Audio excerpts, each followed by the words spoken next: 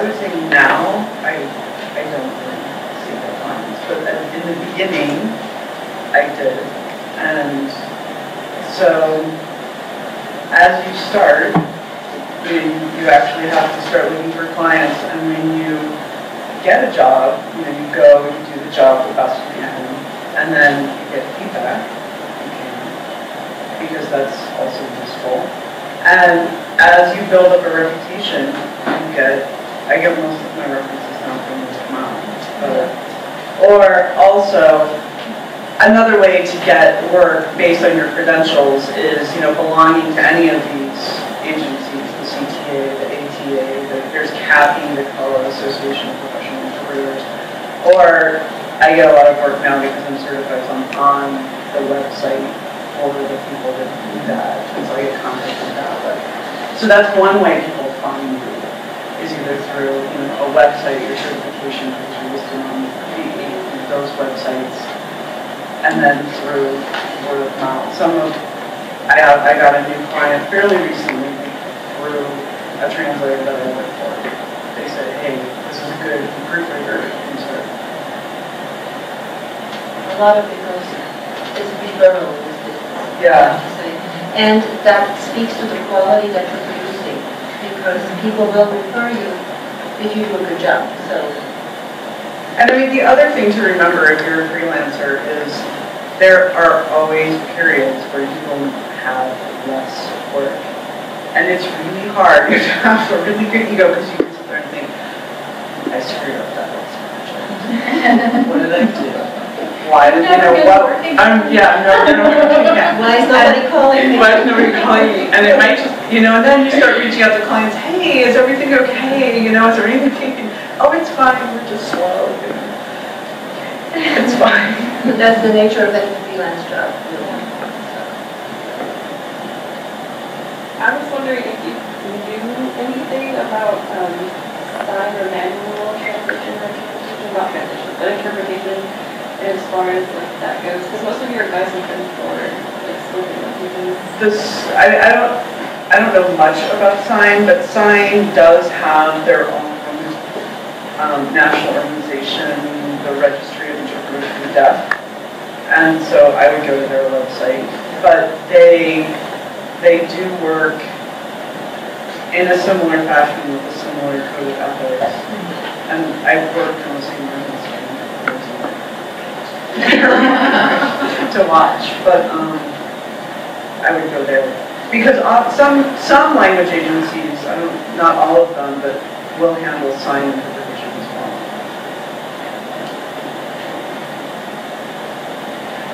I have a question about translate. So if you're getting started and don't have a lot of experience but want to go into that as a freelance, what's a good way to start getting experience? Would you say try to work for an agency, or go ahead and offer your services to someone just as a business, or what would be recommendations if just get more experience so that you can have that quality?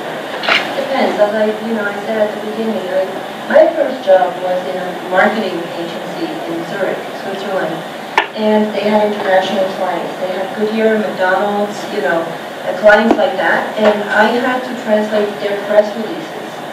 And it had to go out in 4 languages. It had to go out in German, French, Italian, the main Swiss languages, and English. So I got to translate a lot, and I got my feet wet like that. That was my first year I had a job. Then I came over here, and I started working for Berlin. And I taught French and German at Berlin. And they asked me, oh, do you also translate? I said, yes. So I started translating for them.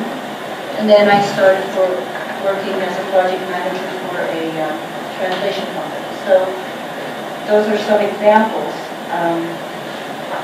You can take various different paths to get your feet wet in translation and writing in other languages, I think. I don't know, it depends where you're looking also. Is it here, or if you're looking to go abroad? What field you're looking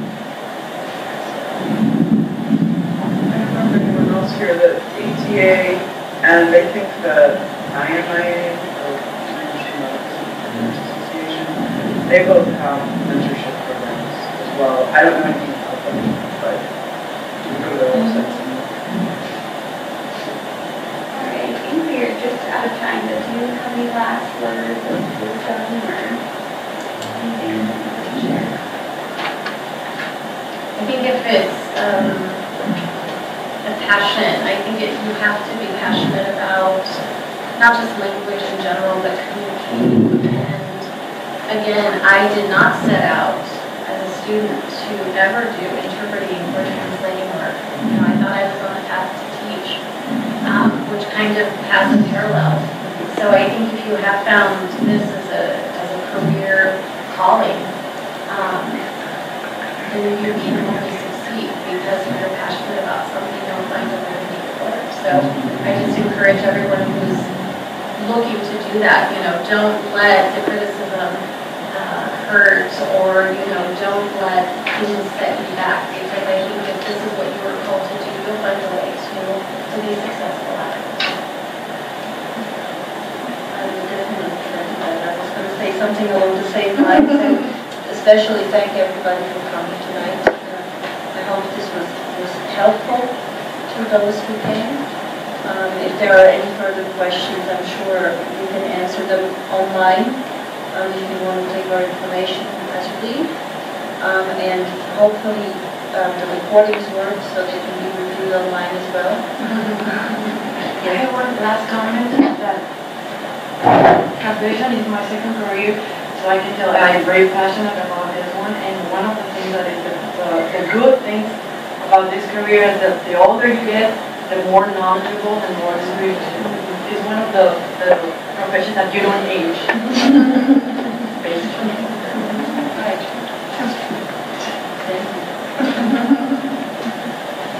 Well, thank you guys again for coming out.